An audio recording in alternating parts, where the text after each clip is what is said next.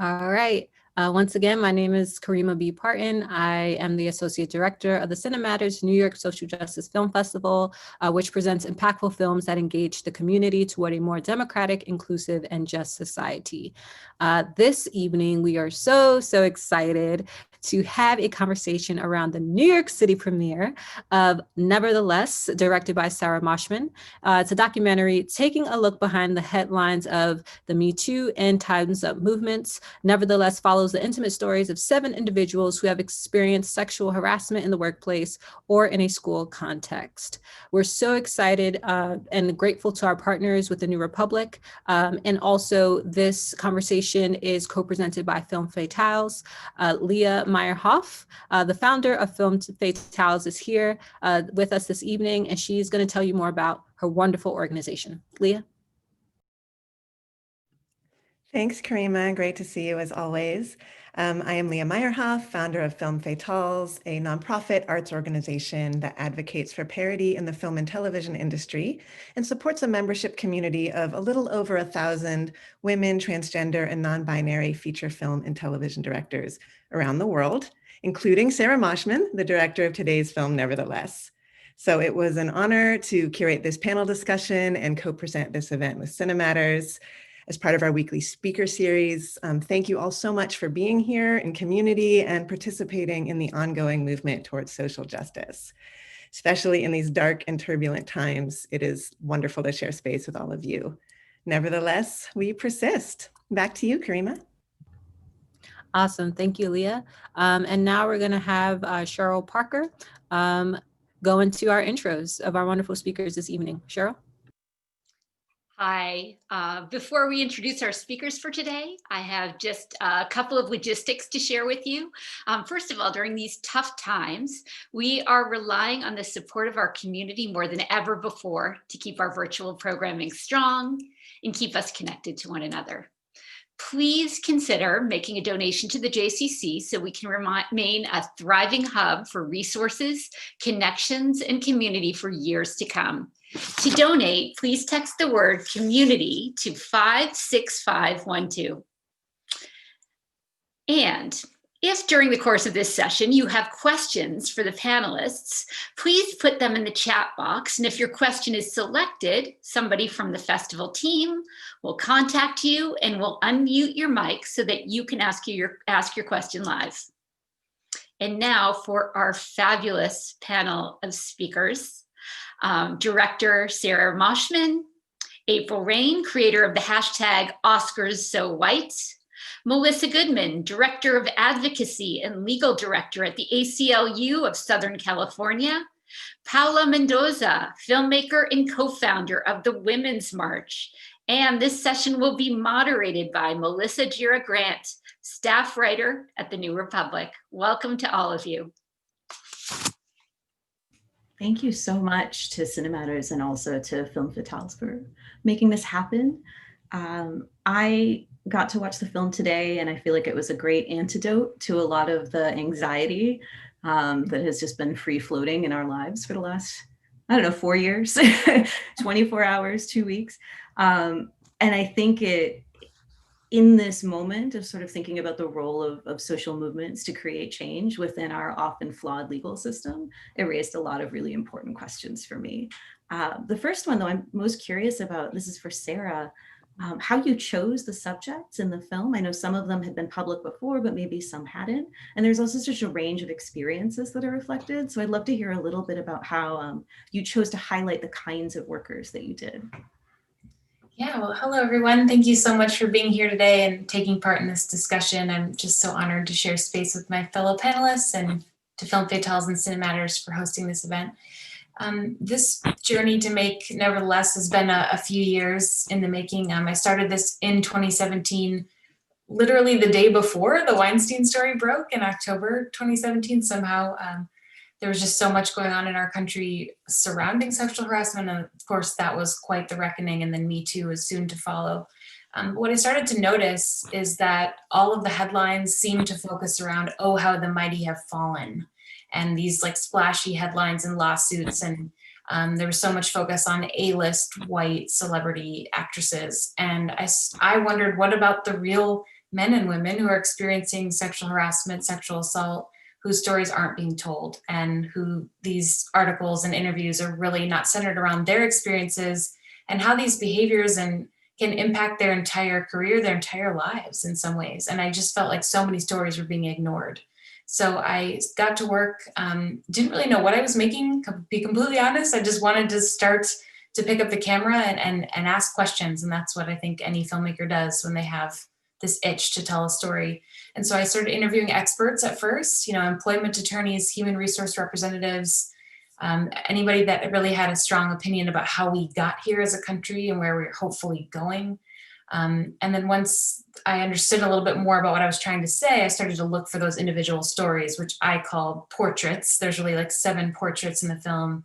And I wanted to showcase, as many industries as possible, as many genders, socioeconomic statuses, to really give a broad picture. Of course, I could never possibly encapsulate everyone's experiences, but my hope was that the audience would see a piece of themselves or someone they know in one of these 7 stories. And then, as you saw, there's a male survivor as well. It was really important to me to include the male experience. I think so much of the Me Too conversation ignores, unfortunately, the male part of this, male survivors, as well as the transgender experience and how that the intersectionality of different experiences when it comes to sexual harassment. So it didn't happen overnight. Certainly came with a lot of research and thinking and marinating and wondering and questioning.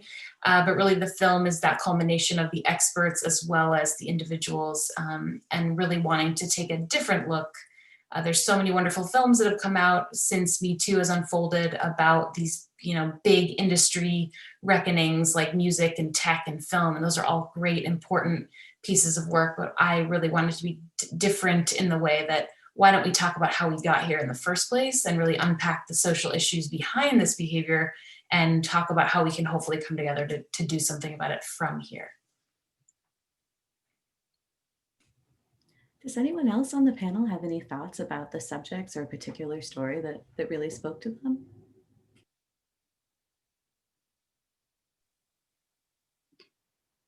Well, I'll share. Hey, everybody. I really appreciated the sort of wide brush that you painted, Sarah, and I particularly appreciated hearing the man story, and particularly from sort of the military perspective. I think also the focus on like the discussion of sort of the impact of kind of bystanders and the people who kind of just stay silent, and the importance of kind of allyship was really powerful.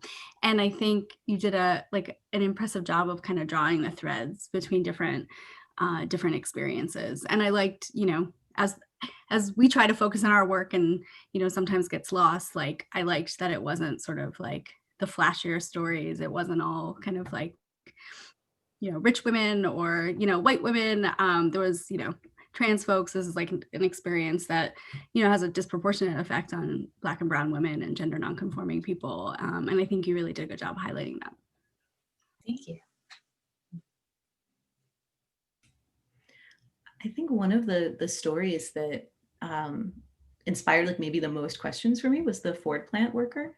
And, when I think of Ford, like I think of like unions, I think of like collective activity. And she even mentioned like bringing the sexual harassment issue to the labor relations board. And I would love to know more about sort of like how that played out, but we can talk more about that a little bit later. I think more broadly speaking, everyone had a story about how difficult it was with the systems that were in front of them to get any kind of accountability, to transform their workplaces, even if they wanted to stay in them. And in the case of people who were retaliated against, any kind of redress for that. And my question for everyone is, given the different failures of these systems, particularly given like, the topic of intersectionality, right, where that emerges from an analysis of how the legal system fails Black women, that Kim Crenshaw brought that to the fore specifically to talk about the legal system, but now it has like a much broader use and people have really run with it in different directions as an analysis in different kinds of different parts of our lives. So yeah, all of that is to say like these systems, none of the systems that we see in the film really seem to work And I'm not asking for like a solution, like which is the better system, but more, you know, how are we navigating these failed systems or these flawed systems?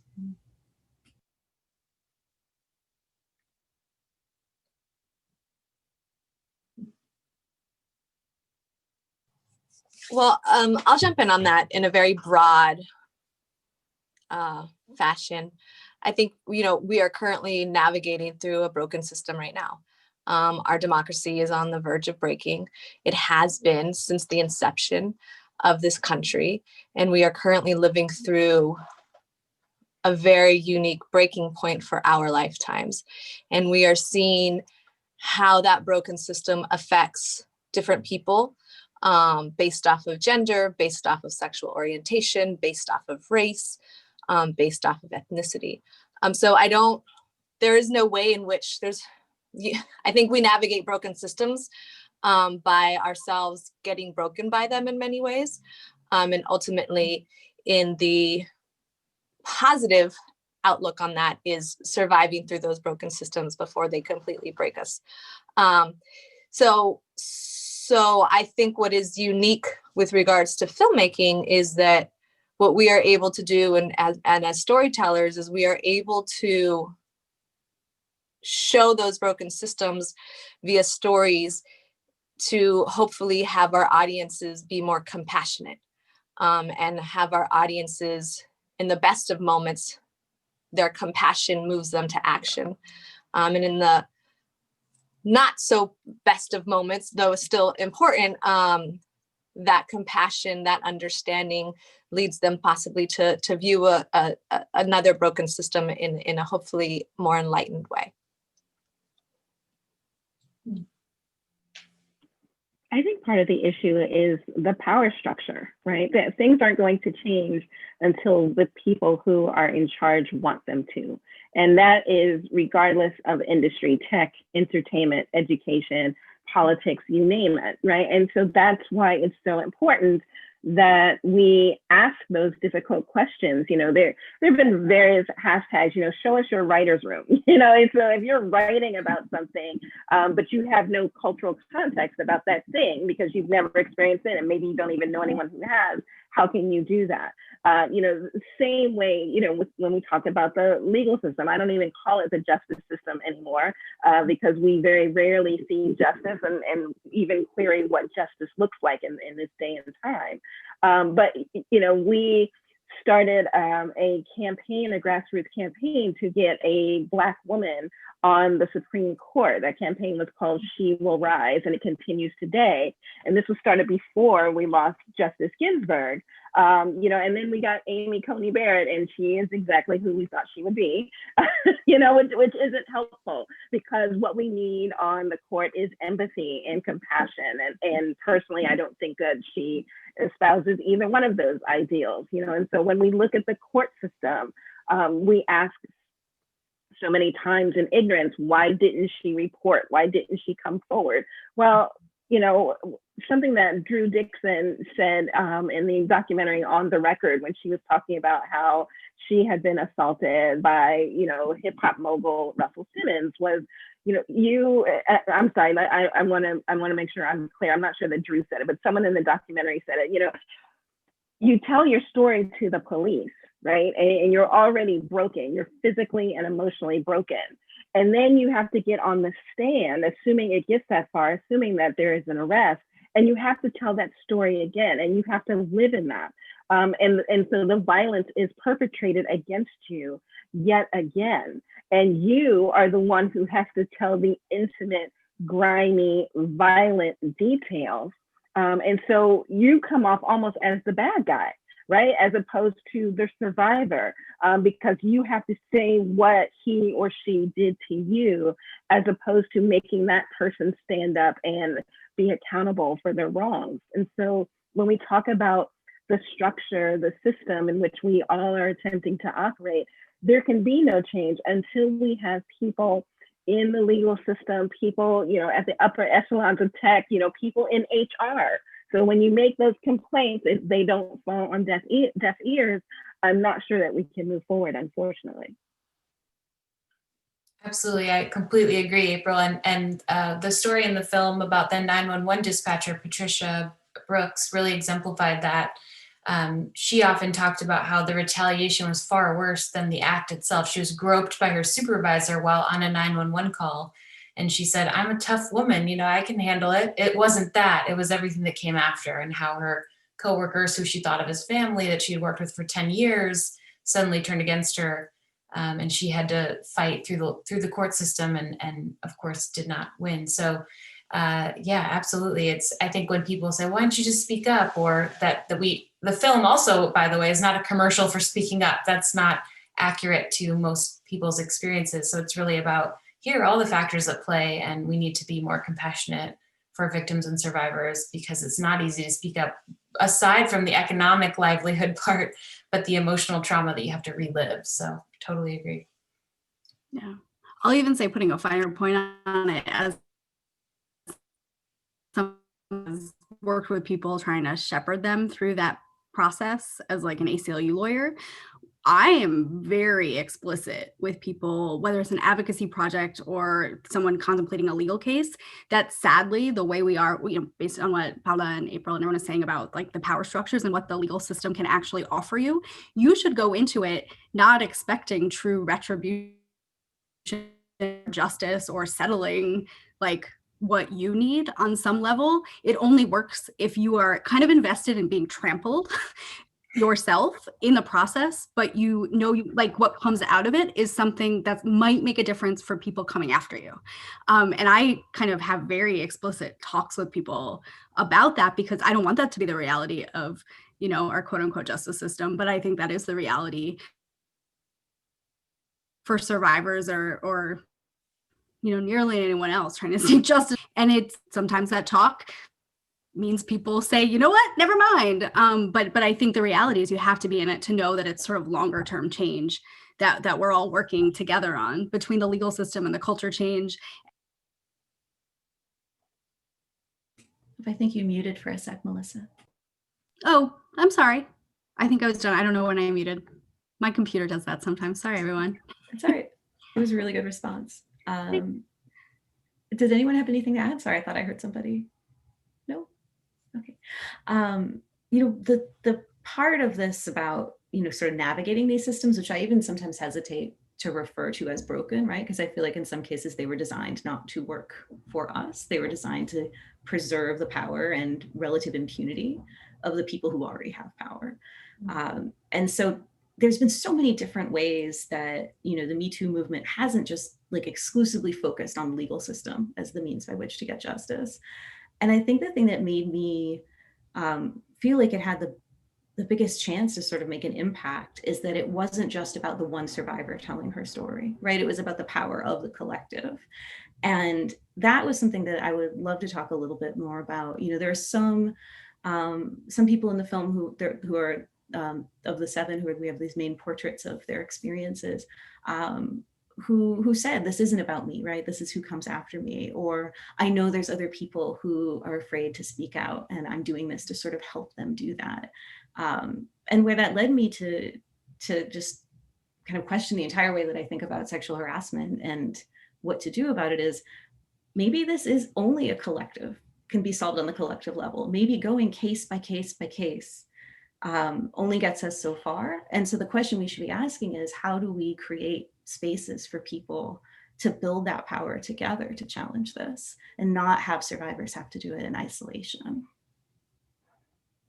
I love that question, because I think what the Me Too movement really did was make it undeniable that this is happening to so many people worldwide. And I think awareness is not enough, as we hear in the film, and that's certainly true. However, this collective consciousness that this is happening, worldwide on this scale is very powerful. And I think that's the groundswell that we needed to get going. I don't know if we're half the way there or what progress has really been made, especially with COVID really throwing a wrench in women, even in the workforce. But I'm hopeful that was the groundswell we needed to get started, I think, but we have so much farther to go. Yeah, Melissa, it's an interesting question, and it's concerning because it tells women, your story alone is not enough. And unfortunately, we see that all alone, but all the time. But then what do you do? And how long do you have to wait before you even attempt to start, a class action or whatever we want to call it against this particular person, right? You think about Bill Cosby, some of those women have been fighting for decades. And so, do you file a complaint and then you wait 10 years and then you have to ask, well, how many people does it take for this person to violate and abuse before we decided we've got enough of a groundswell that we can bring this forward? So, I hear you that individual cases very often get pushed to the side, and, we don't hear about them. And, and if they're just regular people, they definitely don't get the notoriety, the support, the public support that they should. At the same time, it is rough to think that, I just have to wait my turn, and I can't pursue, or I shouldn't pursue anything because it's going to be too expensive with respect to money, but also resources, time off of work. You got to think about, a lot of women are working 9-to-5 jobs, and men and non-binary folks as well. And if they are violated, can they take off of work for 2, 3, 4 days at a time just to pursue what they should be able to because of what has happened to them?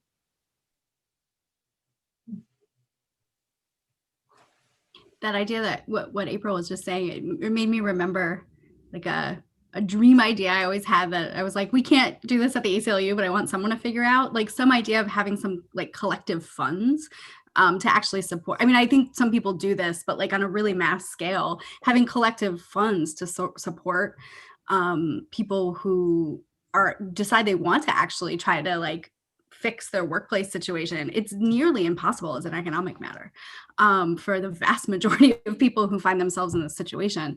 And I actually think that would be a really interesting thing to explore. I personally, in reaction to your question, Melissa, similarly had a feeling, that April did, which is like, I don't want us to be in a place where the individual feels sort of powerless. Though I do think there is more to the collective power, though even the collective power, it's a question of how long you can sustain it, and whether it can have that power over time.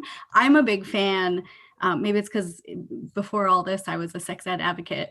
But like, I'm a big fan of saying, okay, not even collective power, not even individual. I actually think it has to be like rooted out in like youth, in education. And we're big proponents of meeting the problem of sexual harassment, gender inequity, consent with actual totally different education, starting from elementary school on, about eradicating gender stereotypes and talking about consent and talking about how, we live in a society that inappropriately thinks there's differences between people of different genders, and talking about, trans people and gender nonconforming people and non-binary people. And I'm really proud that we were able to succeed in the last couple of years of writing some of that into California's sex ed law. I don't think that's politically feasible in tons of other places, but I hope one day it will. And I think there isn't Time's Up function in that way as a collective fund where people can appeal to Time's Up for resources to fight these cases. So I think that's something that is moving. And, just to put the positive spin on the question, I think that no one does this in isolation, even if they're one person speaking out at work or filing a case or making a complaint. This is a very difficult thing to do without support from others in your lives. And I think that's where I'm sort of going with this idea of like, well, where are the solutions? Are they in the individual? Are they in the collective? And I think that Me Too made us all witnesses to each other, right? It wasn't just about one person sharing their story, but it was also about us witnessing these different acts. So maybe that's the better spin to put on it. Well, I would say that what we experience with Me Too and Time's Up, and even previous to that, if we want to take it back a little bit with O'Reilly, and he was booted and he got called out around tons of sexual harassment cases, and was finally pushed off of the air right before Me Too really came to fruition. And so what we experienced in this country, and ultimately also around the globe in various capacities, was the sharing of stories that caused a cultural shift. And within that cultural shift, then the question becomes, well, what are the policy changes and what are the systematic changes that come from that cultural moment that we all experienced and lived through? And I think, you know, that massive of a cultural moment doesn't happen often, where we are seeing the what looks like a superficial destruction of a system before our very eyes, and people are discussing it in real time and trying to figure out where they play individually in the system that they're in, as women, as men, as survivors, as victims, as anything in between. And so again, I go back to the power of film and the power of stories. Is that's what we are able to do. If you look at, if from the Women's March perspective, we ultimately what we did when we launched the Women's March and then did work around O'Reilly, we were sharing stories, and it is what happened with Me Too. It was mini essays, mini memoirs, short form content, short form stories that moved people, changed people's hearts, talked about, really like got into people's hearts with regards to compassion, and made people question their own, not all people, but I had lots of conversations with a lot of men who thought and think of themselves as feminists, questioning their own actions from their young adulthood, from their boyhood through their where they are in their manhood now, and had really honest, engaging conversations with them. And all that to say is that it comes from the power of storytelling. It comes from the power of sharing. It comes from really utilizing this tool that we have that can be used for good or for bad, which is social media, to bring us closer, when the world, and this sounds corny, but everything is like trying to pull us apart. And I think the question that I currently am always, that I've been grappling with since then, and don't really have an answer, is, well, what happens after we expose, which is essentially what you're asking, Melissa, as well. What happens when we expose the wound, when we expose the cancer, when we've diagnosed the cancer? What are the next steps, both for the individuals and for the systems, and what is the reconciliation there? And I know that word is difficult. It's difficult for me personally as well. But what is the reconciliation? Because I do think that's what ultimately I want to get to, is that reconciliation, because I think within the reconciliation is when we can truly start building new systems. There's something in one of the earlier stories in the film of the television writer who was also, if she had remained in her position, going to be the first Black woman with a creative credit on Friends. And those were sort of the stakes for her in deciding, I think, to a degree, was she going to come forward? You know, workplaces where it's hard to address sexual harassment are going to be hard for marginalized people in lots of different ways. And I'm wondering if that's another kind of useful way to think about this, particularly for like kind of galvanizing people who might think like, well, I'm a great feminist, so I have no more work to do on this. It's like, okay, what's your family leave policy at work? What's the makeup, the racial and gender makeup of the people who make decisions at your work? And to see how all of these things are connected, you know, not just to say like, we need more women running workplaces because then that will address sexual harassment. We know that's not the case, and that there's more work that has to get put in. But to kind of broaden out, like, well, what does accountability look like? It's not just, well, I didn't harass anyone, so I've done the work, right? This is about transforming how we think about gender, power, how we relate to one another. I wonder if that's a fair thing. Maybe we're not there yet also. I don't know. That's the work that I'm hungry to do though. Yeah, I mean, I think that's a big part of what we wanted to say in the film, is that everyone has a role. Nobody can really put their hands up and say, I'm good, I'm not part of this. That's really not our reality. That, you know, if you are a father to a son or a daughter or a gender non-binary child, you know, everyone has a role in raising a human to exist in the world if they choose to be a parent, to, you know, function in the society and help eradicate this behavior. And I think so often it becomes a men versus women thing, a very binary conversation, which is really toxic, of course, in many ways. But even for women to see, of course, their role in the problem and the solution. I mean, how many times has a friend come up to you, us, and said, this happened, and you're like, well, that's just kind of how it is. I mean, even that is perpetuating a system. And I'm not saying that person should suggest, speak up, fight back. Again, that's not always the solution, but even to suggest other resources. Now we have so many resources to point people to, like the Time's Up Legal Defense Fund, like the National Women's Law Center. And again, it doesn't have to be legal. It doesn't have to be a lawsuit. But I just think that's what we were hoping for with the film, and what I think the conversation, the direction I hope that it will go from here collectively, is that everyone's got a role in the problem, and everyone's got a role in the solution. So nobody can really throw up their hands and say like, well, I'm good because I'm not harassing anybody. We all have to think about the language that we're using as we refer to each other. As a newer parent, I think a lot about gender roles and the pink and the blue of it all, and how ridiculous it is that from birth we are impressing upon these gender roles to our children. It's exhausting, and we don't always want to be like the feminist police with every family member and every friend. But it's important. And in the film, we talk about the pyramid of abuse, and this very like concrete, solid pyramid showing that the behaviors at the bottom of the pyramid end up perpetuating the behaviors at the top, meaning that the way we refer to one another, catcalling, these seemingly simple, not a big deal behaviors, they do perpetuate the behaviors above it, which it could then lead to harassment. So even just putting that picture together for everyone to understand how our society functions, whether we call it broken or not, and how we are all part of that society, part of the problem, and part of where we're hopefully going from here.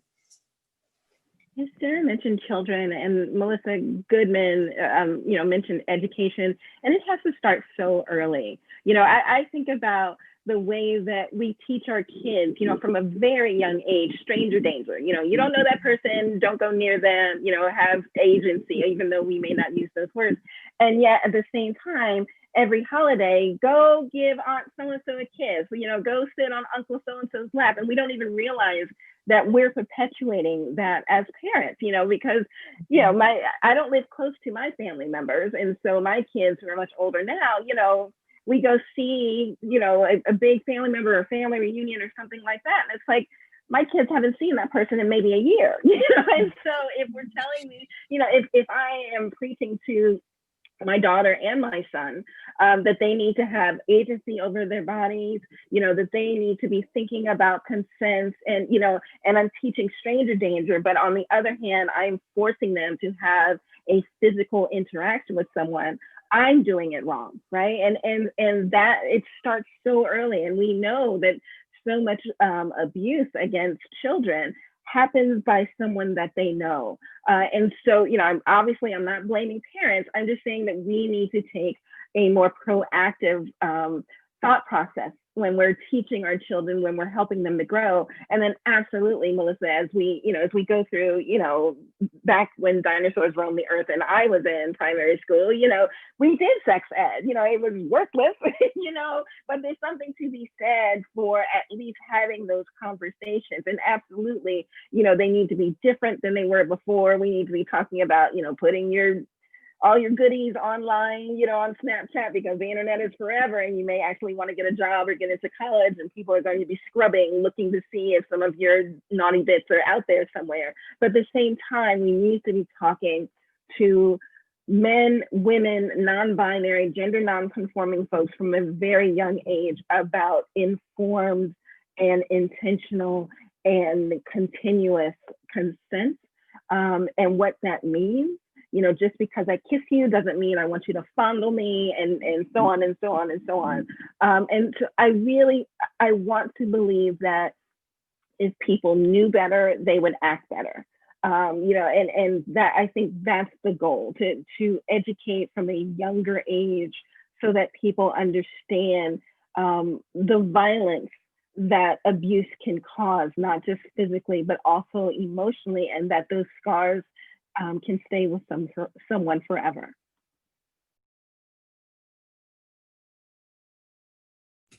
I think we're getting to about the time that we would bring in some questions from everyone else. But I'll lead with this one so people have a second to kind of get their questions into the chat box if you haven't done that already. it's pretty clear that there's a lot of work to do. And the thing that I'm sitting with is sort of the work that I can do after watching this film, the way that I can sort of bring this into my life. The place in my life where I have control over sexual harassment policy is through my union. And that's increasingly the case across media. There is a space for us to come together collectively as a workforce and think about how are we going to define this? What should the systems of accountability look like? People can pursue other solutions as well, but to have something that we have a say in defining is really unique. And that made me wonder if that's a possibility to advocate for more broadly. I know a lot of people, don't have a union network, and that isn't making things any easier for every kind of worker who's disempowered, right? But I'm sure there's other kind of ways to do that outside of that particular way of organizing. Paola, you brought up before the idea of reconciliation, and not necessarily positioning this as like, we have to come up with a restorative justice process for sexual harassment. That's not where I'm going with this. That's we could talk for like probably 2 hours about that. But what can we do in our own lives to create those spaces of accountability with each other? So just on your union point. So yes, I think going back, I think good to try to have collective power in spaces and workplaces, and even just creating venting spaces or spaces where people start to talk about their common experience. I think that was part of the power of kind of the most recent iteration of Me Too and Time's Up. I had a complicated reaction to your question, in part because I'm very pro-union. Everyone should unionize. I have also sued unions for sex discrimination and race discrimination, and there's a complicated history there. So I think part of what needs to be tackled is also making unions, less patriarchal kind of institutions. But I think it can be done, and there are unions that are doing it. So I just wanted to say that. I think the other thing, and this relates a little bit to what Sarah was talking about in response to your last question, I'm slightly obsessed with figuring out ways to actually force more bystander intervention in workplaces, because there's so few things out there that have actually proven to like remotely work in stopping harassment in the workplace.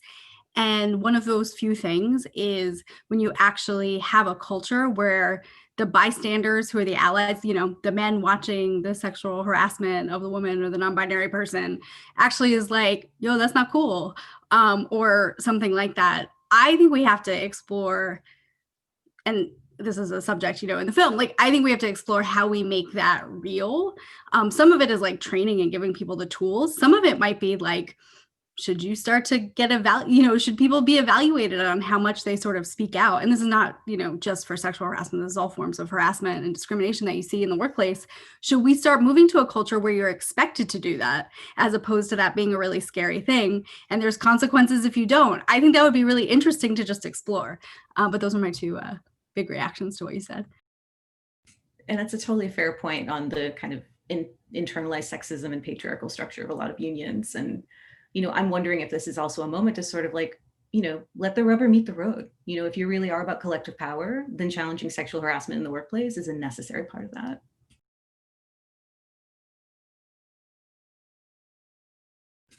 Do other folks have ideas? You could also answer this question a way of, for people who've watched this film and want to know where to take it into their lives, whether that's where they could bring the film, conversations they could help start about sexual harassment and resources for that.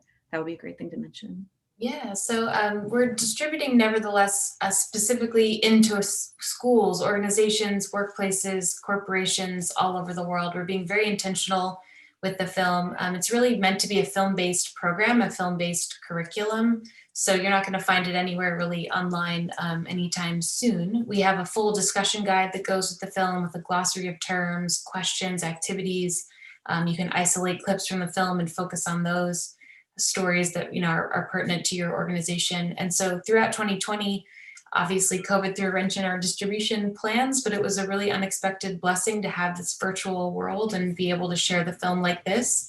And even for people to be able to anonymously comment and ask questions. If we had a panel of experts just like this one, someone could, speak up and say, hey, this is going on with me, where do I go? And without having to bring forth their name or identity. So I think that's a really powerful part of this virtual world when otherwise someone would be very nervous to speak up. So anyone can host a screening of the film by going to neverthelessfilm.com. We have a host a screening button, and our team at IndieFlix, which is my wonderful distributor, can help bring this film and this curriculum, this program to your school, workplace. And we've seen some incredible impact from bringing the film to audiences so far, and we just want to keep doing that.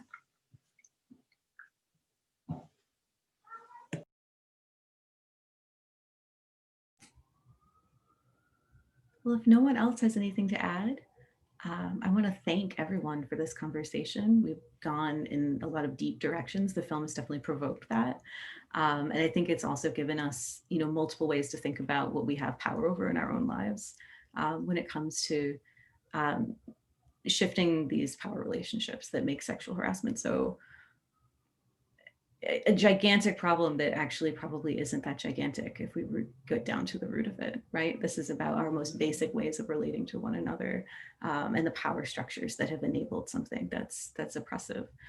I think Cinematters, Film Fatale, for bringing us together for this conversation. It's really great. I also am appreciating these online film spaces. Many more people can come see this film who might not even be able to get to a festival. So thank you for creating this space for us as well. And with that, I will pass it back to Cinematters. Thank you, Melissa, April, Paola. This was a really great session. I really enjoyed it. And when I think about the extent to which the workplace has changed in the years that I've been in it, I feel just a little bit hopeful. In fact, just last month, we did our annual workplace training around sexual harassment, and there was upstander training in it. I've never seen that before. So that was really, sort of a hopeful thing. I hope that many others are seeing that as well. So thank you all. I also want to thank everybody who has joined us for this session. There were so many great resources that we heard about, and I just want you all to know that we will be sending them to you. On Tuesday, you'll get an email with a link to all of them. Next, our films continue later this evening at 8 p.m. You'll have the opportunity to see Breaking Fast. I hope that you will join us then. And then at 9 o'clock, we have Cocktails with Spice and Spirit. Please, tickets can be found at cinematters.film. And we encourage you to follow us on Instagram, Twitter, and Facebook at Lights, Camera, Take Action or Cinematters 2021. Thank you all. Have a great evening.